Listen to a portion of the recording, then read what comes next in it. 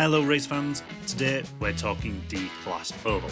I have the cars to buy that offer the best value for money and also, importantly, which cars to avoid to stop you wasting your hard-earned money on cars that you're going to struggle to race week after week. Let's begin with cars to buy, and in my opinion for D-Class there's only two real options. This is because the others sadly can suffer with low participation numbers. Top of the list will come as no surprise. It is of course the ARCA car, which competes in the ARCA Mendes series, arguably one of the most popular oval series currently on the platform.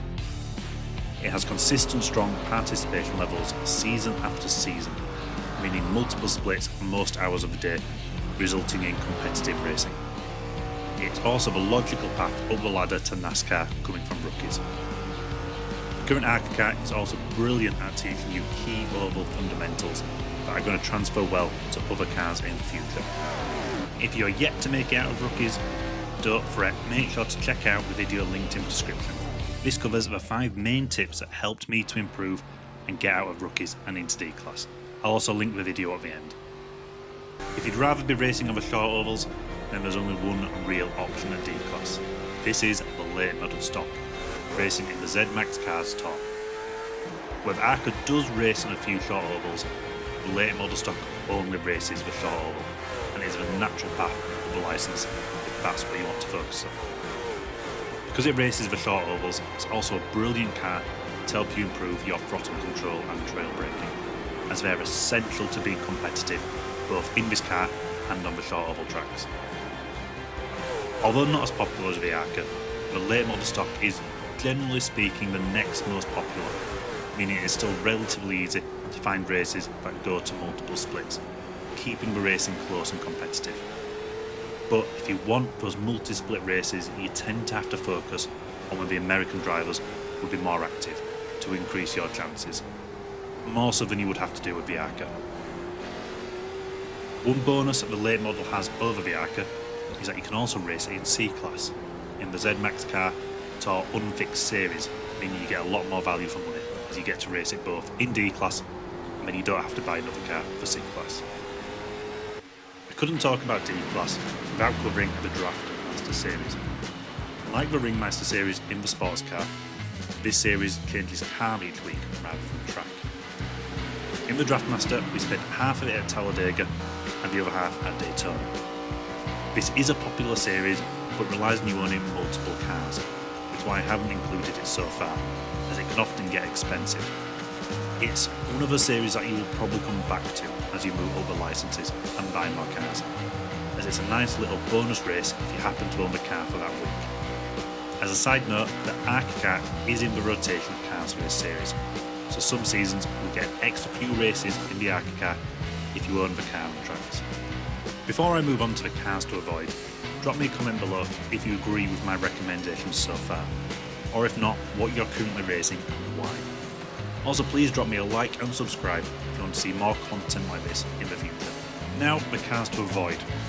Before I get shot down in the comments, this is just my opinion, and I know that some people will absolutely love these cars and race them regularly, but unfortunately they just don't have the participation levels of a more popular series.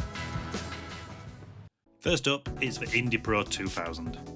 This is a series that I had hoped to see an increase in participation after the introduction of the Indy Next car to C-Class, as this would have been the natural car to progress from, but sadly it is still plagued by low participation numbers, only really going official in the popular US time slots.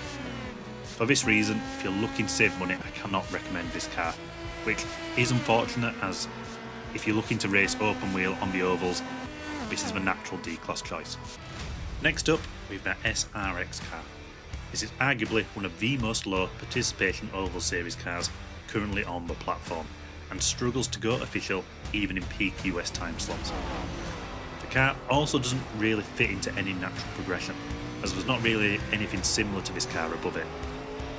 One positive though is that it is included in the Draft Master car rotation, and tends to have reasonable participations in the weeks it is raced, so you will get some racing out of it, but nothing compared to some of the other cars recommended. Now, this last one pains me to say it, as it's a car that should be a hell of a lot of fun to drive, and it also looks fantastically mean, like something straight out of Mad Max. This is the modified SK.